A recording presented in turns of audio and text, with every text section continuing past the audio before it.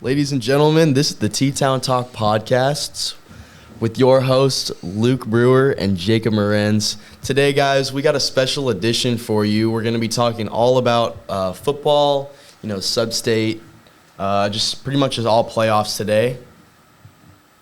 And we have a special guest with us today, senior leader Zach Fischer. Hello, guys. What's up, man? It's good to be here. Good to be on the podcast again. It's another year. It's another day. So I'm glad to be here. Awesome. So, Fish, first, second year in a row making sub-state. I know it's your last year, but maybe do you think there's any new expectations for the team going forward, or what are your thoughts about that? I would say we made history last year. Let's make history again. Let's go to the state championship and perhaps win, man. Let's be the first team to do it. So I think we got a good chance. Aquinas was a big dog last year, but I think its chances are way up there. Generally speaking, I think last year, and you guys know this too, the leaders, Tyler Pankey, I'm not trying to talk bad at him, but they were lacked humility. I'm going to be honest with you. We were a very pride-heavy team, and there's nothing wrong with that. We had the confidence, and we knew we could do it. We were a great team, and we were very, very. It was very humbling, that Aquinas game. I will not lie, but I think this year the leadership. I think we're very humble. One of our key words was being humble and have humility in your hearts, and I think. Right now, from last year, having that happen really stuck with us and gave us motivation to make it back. And we're back, and I think we need to build up some confidence, not have a ton of pride in our hearts, not be cocky, in a sense, but have some confidence. We can beat this Bishop Miege team. So yeah, okay. That's what I'll say right now. Okay, yeah. So you talked about last year quite a bit. Now more about the game itself, last year, the preparation for Aquinas last year.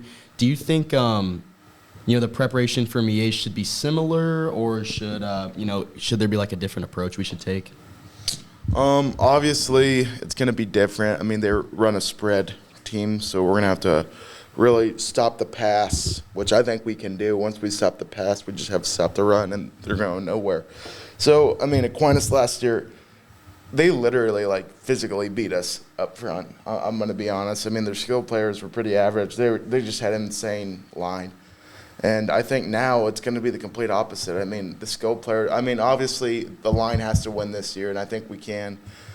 But I'm just saying it's going to be more on the secondary. It's going to be more on the wide receivers and, running backs to get it done. And I'm not saying that our O-line and D-line have to have a big game, because this quarterback can run, he can take off, and I think it's going to be a great game, and I think we have potential to really beat them. So I'm excited, and I would just say the preparation is different, but we just got to work at it and keep practicing. I could tell from last year. One thing I can tell is I think our energy level is way higher. We're excited, we're ecstatic during practice.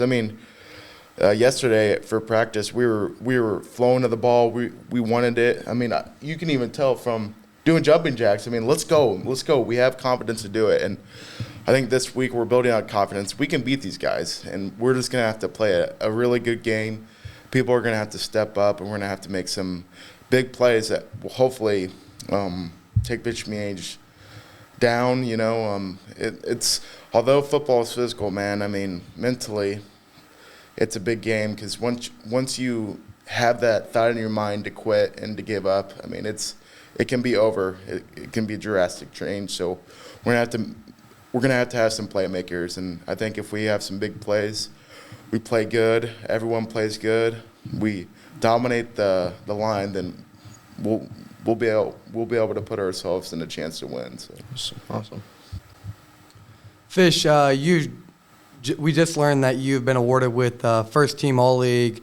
Could you tell us, what this means to you and what this has shown from your progress from maybe your freshman year to your senior year and being a First Team All-League?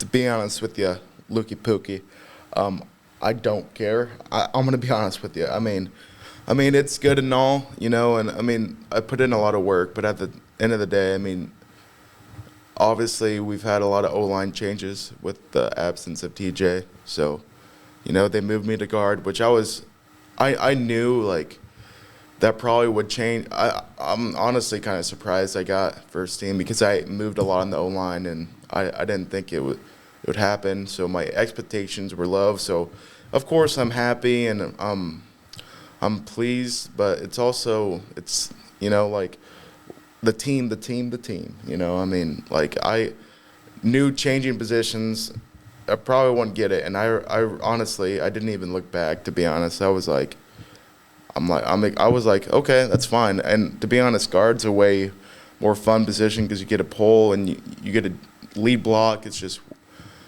more of an experience, and I like changing. I mean, sophomore year I went from right guard, junior year to center, senior year to half of the season being a center, and then going back to left guard. So I played a lot, and I'm very blessed. I'm thankful for that.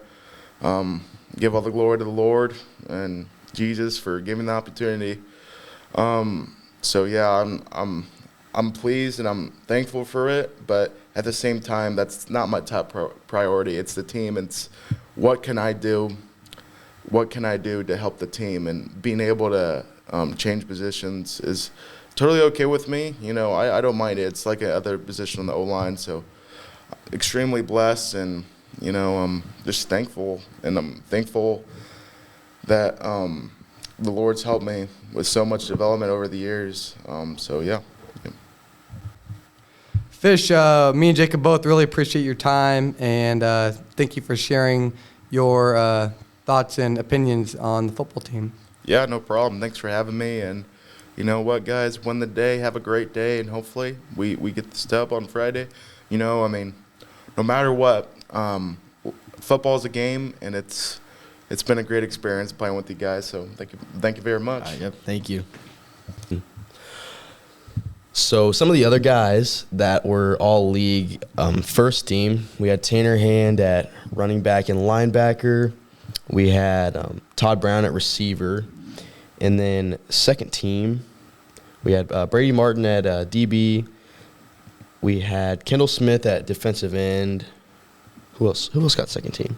We also had Elijah Holthouse at tight end and our very own Jacob Morins at wide receiver.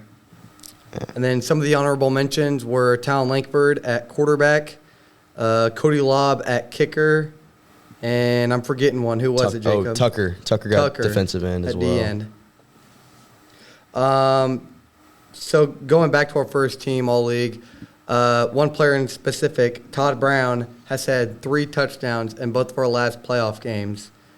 Against Lansing, he had all of our touchdowns. He had 1 rushing and 2 receiving.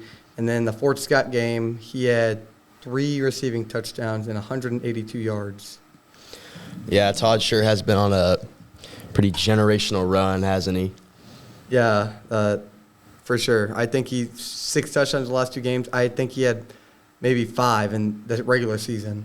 Yeah, I think it was something like that.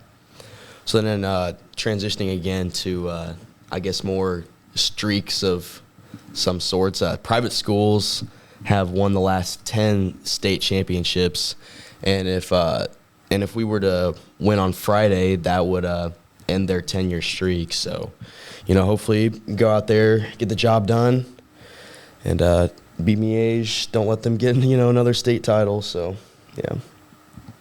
Well, that's all we have for this episode of the Teton Talk podcast. Thank you for listening, and make sure to watch the next episode whenever it comes out.